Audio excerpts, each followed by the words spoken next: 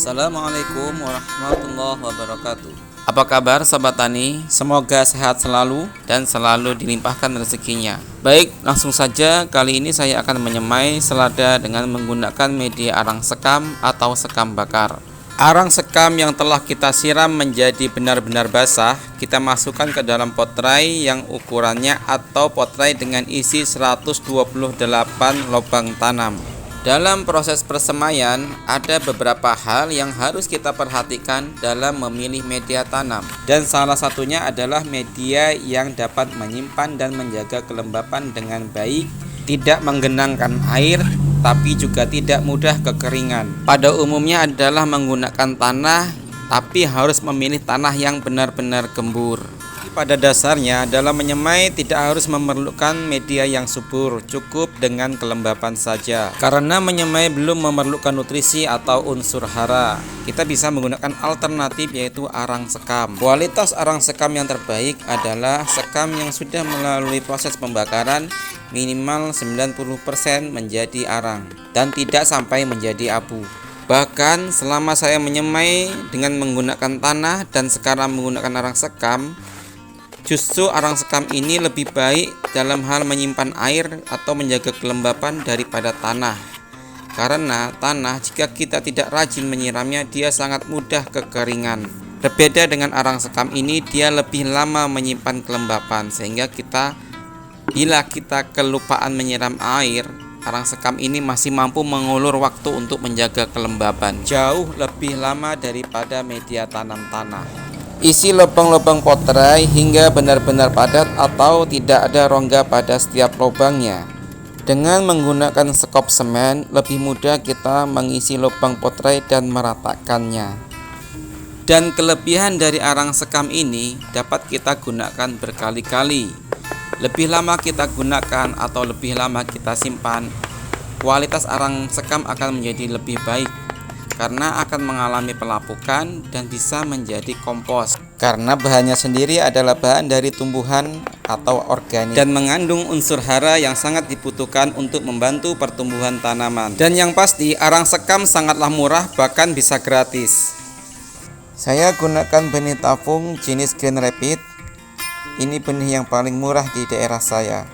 Seharga Rp25.000 hingga Rp30.000 per bungkus. Isinya sangat banyak sekali, mungkin bisa hingga 2000 benih. Karena berkali-kali saya menanam hingga 1000 lubang tanam lebih, satu bungkus ini belum juga habis. Bahkan sampai benih itu sendiri yang rusak. Karena awal saya menanam dulu belum mengerti bagaimana cara menyimpan benih yang baik. Buat lubang kecil-kecil seukuran lidi saja pada setiap lubang potrai yang terisi arang sekam. Sama seperti halnya kita menggunakan rock wool. Lubang tidak perlu terlalu dalam. Pada dasarnya dalam menyemai biasanya kedalaman lubang ialah 3 kali ketebalan ukuran benih. Buat lubang per 1 baris setiap pengisian benih. Jangan dalam satu potrai kita langsung membuat sekaligus semua lubang, agar kita mudah mengingat mana lubang yang sudah kita isi secara berurutan. Karena dari bentuk dan warna benih yang serupa dengan butiran arang sekam, akan sangat mudah membuat kita lupa mana lubang yang sudah kita tanam atau belum. Jadi menyemai dengan arang sekam ini baiknya per 1 baris potrai. Setelah 1 baris selesai kita isi benih, tutup lubang yang telah terisi benih cukup tipis-tipis saja.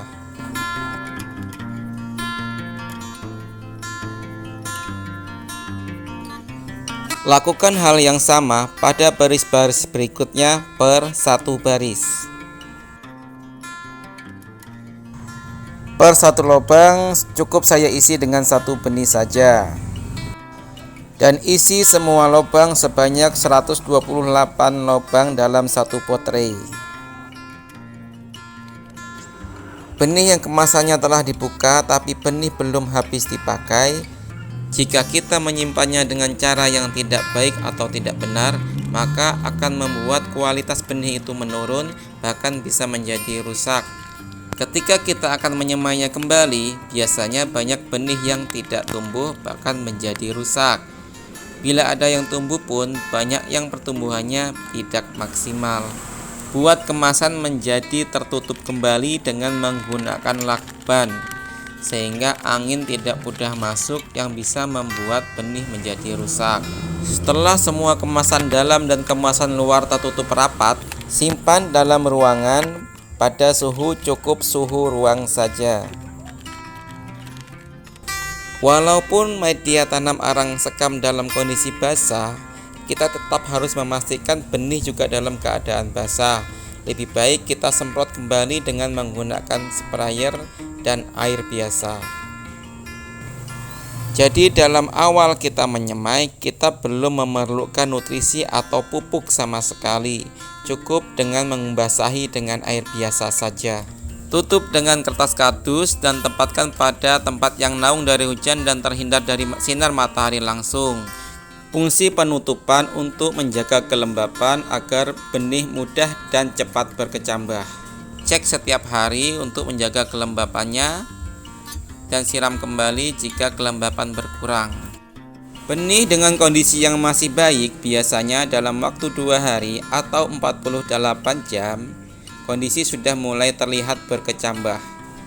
Segera buka tutup kardus.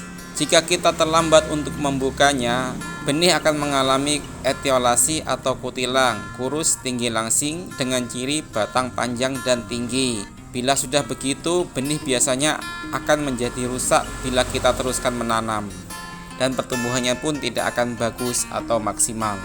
Untuk menghindari kerugian lebih banyak, lebih baik kita menyemai baru saja daripada melanjutkan menanam.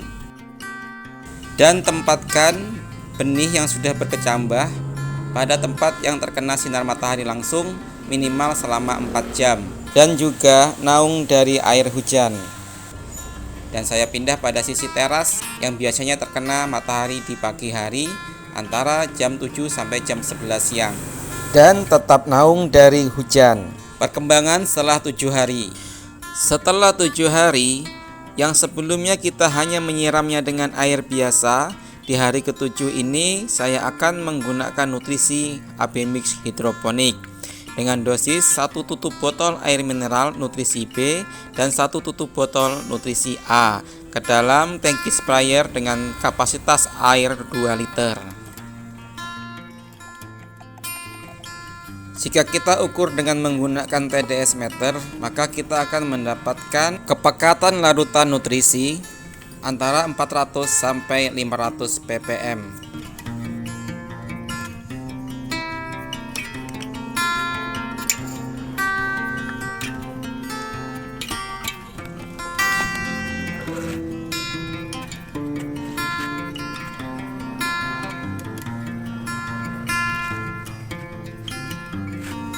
Perkembangan di hari ke-12. Setelah 12 hari, kita bisa melakukan proses pindah tanam. Usia pindah tanam antara usia 10 hari hingga 15 hari dengan ciri berjumlah daun 3 atau 4 daun. Di sini saya menggunakan sendok plastik yang saya potong bagian pinggirnya hingga sesuai dengan ukuran lubang pot tray. Dengan alat sederhana ini, kita dapat dengan mudah mengambil bibit selada yang ada dalam lubang tanpa harus memisahkan akar dengan media tanam arang sekam. Letakkan saja ujung sendok pada bagian pinggir lubang, lalu tekan dan cungkil benih sehingga kita dapat mengambilnya dengan mudah dan akar masih utuh bersama dengan arang sekam. Dengan teknik seperti ini, bibit yang akan kita pindah tanam tidak akan mudah layu walaupun terkena sinar matahari yang sangat panas selama kelembapan di media tanam arang sekam tersebut terjaga dan masih menyatu dengan akar.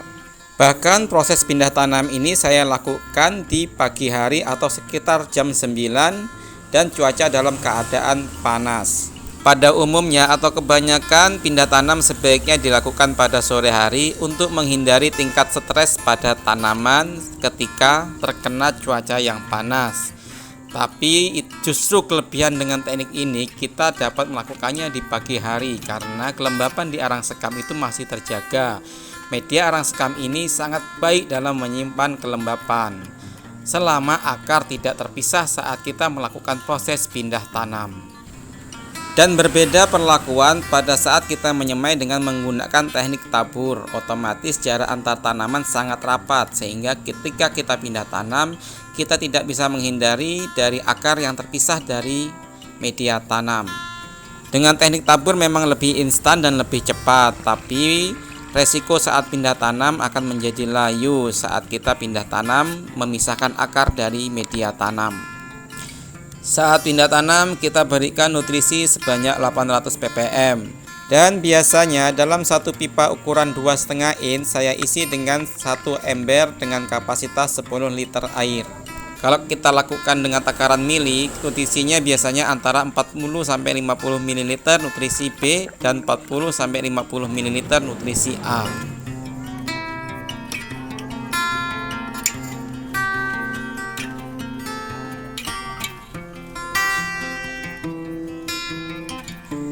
Maka kita akan dapatkan kepekatan 823 ppm.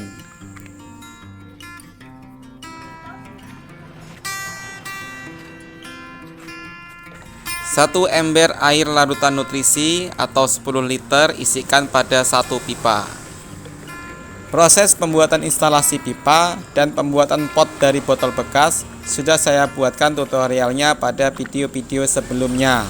Instalasi ini sangatlah sederhana. Yang kita perlu perhatikan hanyalah keseimbangan air nutrisi yang ada di dalam pipa, sehingga kita harus membuat ketinggian tiang dudukan pada pipa dalam level yang seimbang. Dan itu sudah saya jelaskan pada video saya yang sebelumnya pada part 1 pembuatan instalasi pipa. Isi pula pipa yang lain dengan kapasitas yang sama, yaitu 1 ember atau 10 liter air larutan nutrisi dan pekatan yang sama antara 800 ppm. Pada sistem yang saya terapkan ini sama sekali tidak menggunakan atap UV. Sebagai alternatif yang lebih murah dan menghemat biaya produksi, saya menggunakan gelas plastik kemasan untuk mencegah masuknya air hujan ke dalam pipa yang dapat mengganggu kandungan air nutrisi. Gelas cukup dipotong atau dibelah begini saja. Potong dan buang sebagian dinding gelas agar tidak membentuk lingkaran yang sempurna. Karena jika kita tidak buang sebagian dinding gelas, maka ketika kita menutup dengan lingkaran gelas yang sempurna, tepi atau dinding gelas akan mengalirkan air hingga menuju lubang pipa.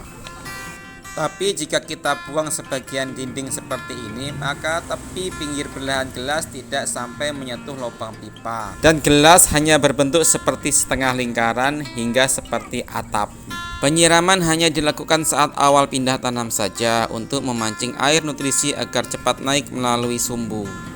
Tulis pada stik es krim tanggal pindah tanam atau hari sejak tanam agar kita dapat mengontrol usia tanaman. Agar bisa terus mengikuti perkembangan selanjutnya, silakan klik tombol subscribe dan aktifkan lonceng notifikasinya. Semoga manfaat. Terima kasih. Assalamualaikum warahmatullahi wabarakatuh.